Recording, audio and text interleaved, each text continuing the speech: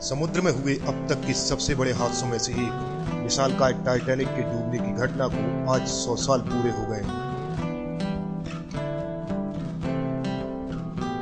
लोगों के लिए एक बड़ा आघात था कि व्यापक सुरक्षा और सुविधाओं के बावजूद टाइटैनिक डूब गया था।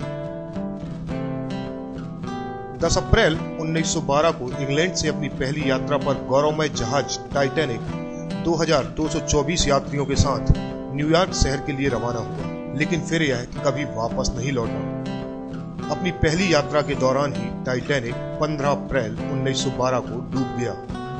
आज से 100 साल पहले यानी 14 अप्रैल 1912 की रात 11:40 पर टाइटैनिक अटलांटिक महासागर में तैरती हुई हिमशिला से टकराया और महज कुछ ही घंटों में 15 अप्रैल को बचाव कार्य के बीच ही तड़के 2:20 पर टाइटैनिक 2 टुकड़ों में टूटकर डूब गया। तब भी इस पर 1000 यात्री सवार थे।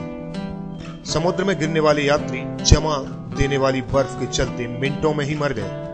उस समय टाइटैनिक किनारे से करीब 600 किलोमीटर दूर था। टाइटैनिक, जिसे कभी न डूबने वाला जहाज कहा जाता था, हजारों सपने साथ लेकर सागर के तल में 3784 मीटर नीचे दफन हो गया था। इंग्लैंड से न्यूयॉर्क शहर के लिए रवाना हुए टाइटैनिक पर कुल 2224 यात्री सवार थे।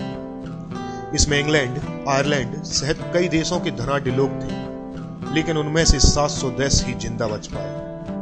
इस दुर्घटना में 1514 लोगों की मौत हो गई थी, जो शांतिकाल में इतिहास की सबसे बड़ी समुद्री आपदाओं में से एक है। माना जाता है कि टाइटैनिक के डूबने के पीछे अहम वजह थी इसमें इस्तेमाल किए गए घटिया दर्जे की कीलें और निर्माण सामग्री।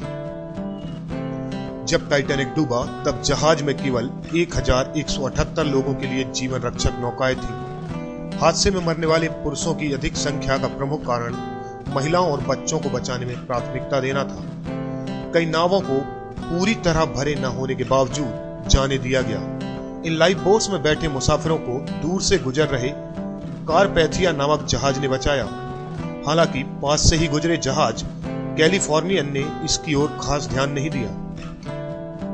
हादसे के समय लोगों को टाइटैनिक पर ही फंसा छोड़ खुद लाइफ बोट के जरिए अपने परिवार सहित भाग निकलने वाले टाइटैनिक जहाज और व्हाइट स्टार लाइन कंपनी के मालिक जे ब्रूस स्मी का उनकी कायरता के लिए सामाजिक बहिष्कार किया गया।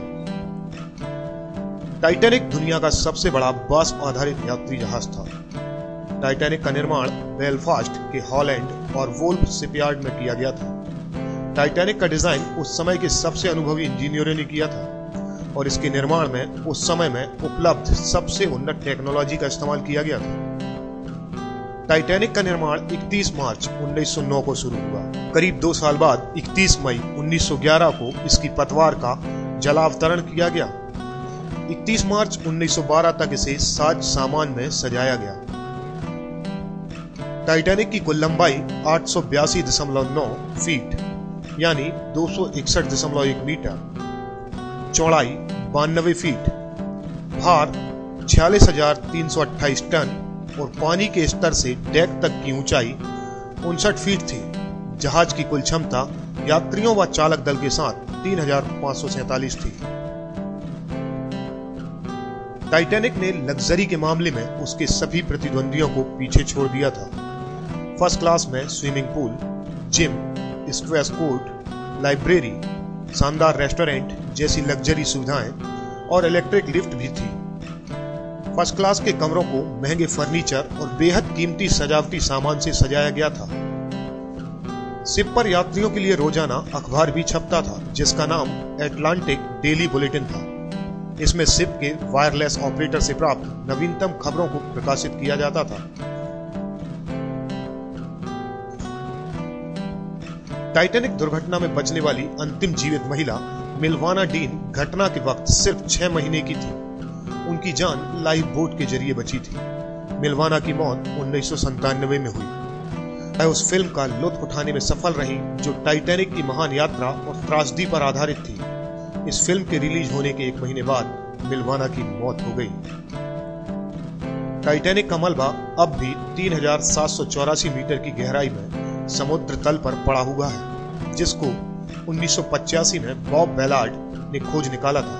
1985 में इसके मलबे को खोजे जाने के बाद से यह ढेरों किताबें, प्रदर्शनियों, मेमोरियल और फिल्मों का विषय बन चुका है। टाइटैनिक की दुर्घटना के 100 साल पूरे होने से पहले इस विषय पर करीब 1 दर्जन किताबें बाजार में आ गई हैं।